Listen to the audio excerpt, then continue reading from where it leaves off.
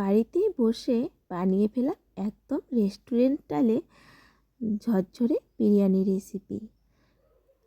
আমি রেসিপিটি কিভাবে তৈরি করছি দেখিয়ে দিচ্ছি। প্রথমে আমি হাঁড়িতে জল দিয়ে দিয়েছি, আর এর মধ্যে দিয়ে দিচ্ছি 4-5টা দারচিনি, 4-5টা লবঙ্গ আর 4-5টা এলাচ, 2টো তেজপাতা।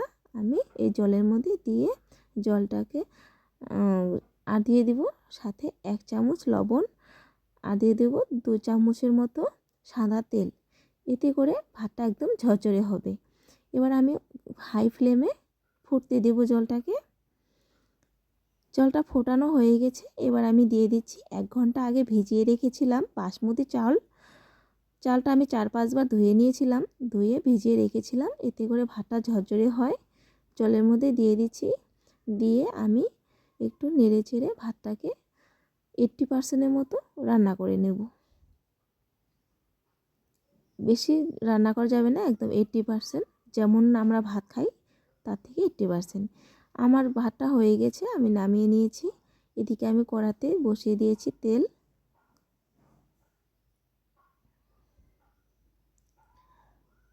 সাদা তেল আমি দিয়ে দিচ্ছি, একটু বেশি পরিমাণে দিয়েছি। এর মধ্যে আমি দিয়ে দিচ্ছি 4টে পেঁয়াজ কুচি করে রাখা। পেঁয়াজটা আমি বেরেস্তা বানাবো।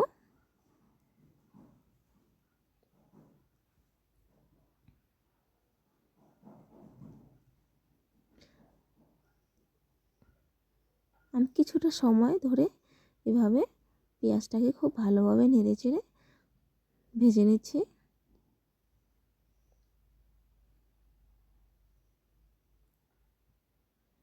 দেখো পেঁয়াজটা আমার ভাজা হয়ে গেছে, আমি তেল ঝেড়ে ঝেড়ে তুলে নিচ্ছি।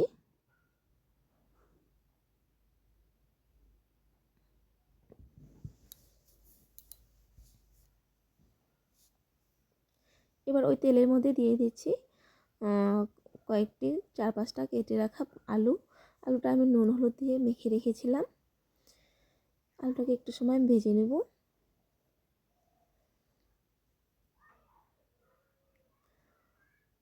দেখো বন্ধুরা, আলুটা আমার প্রায় ভাজা হয়ে এসেছে। এবার আমি তুলে নিচ্ছি।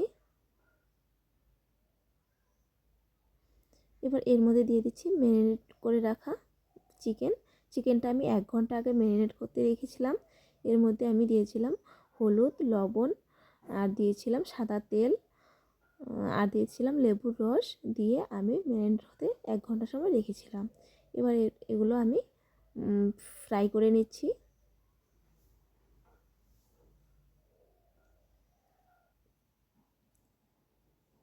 এতে করে কিন্তু চিকেনগুলো যদি এভাবে ফ্রাই করে নেওয়া যায়, এতে করে খেতে কিন্তু ভীষণই মজা হয়।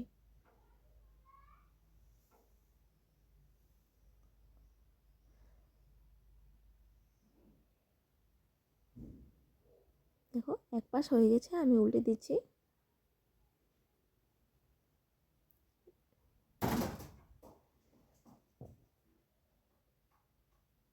দেখো আমার চিকেনগুলো ফ্রাই হয়ে গেছে, আমি নামিয়ে নিচ্ছি। ঠিক এইভাবে আমি সবগুলো চিকেন ফ্রাই করে নেব। আমার সবগুলো চিকেন ফ্রাই করা হয়ে গেছে। আমি এই তেলের মধ্যে দিয়ে দিচ্ছি আদা আর রসুন পেস্ট।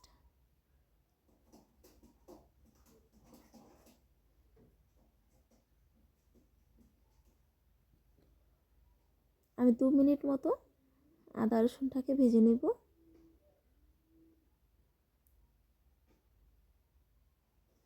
এবার এর মধ্যে দিয়ে দেব পেঁয়াজের পেস্ট।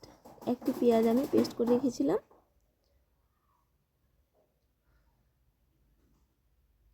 আর দিয়ে দেব এখানে লঙ্কা পেস্ট,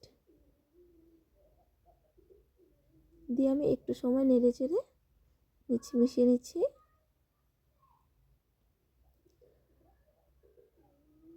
এবার আমি এর মধ্যে দিয়ে দেব পরিমাণ মতো লবণ, আর সামান্য হলুদ গুঁড়ো, আর দিয়ে দিচ্ছি জিরে গুঁড়ো, সামান্য ধনে গুঁড়ো,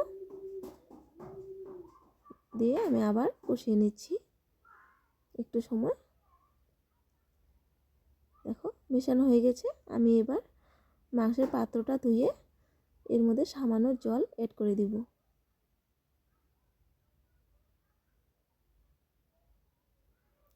সাথে দিয়ে দিচ্ছি বিরিয়ানি মশলা 2 চামচ দিয়েছি,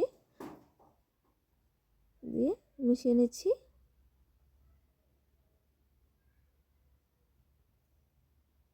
আমি সামান্য জলটা অ্যাড করে দিচ্ছি।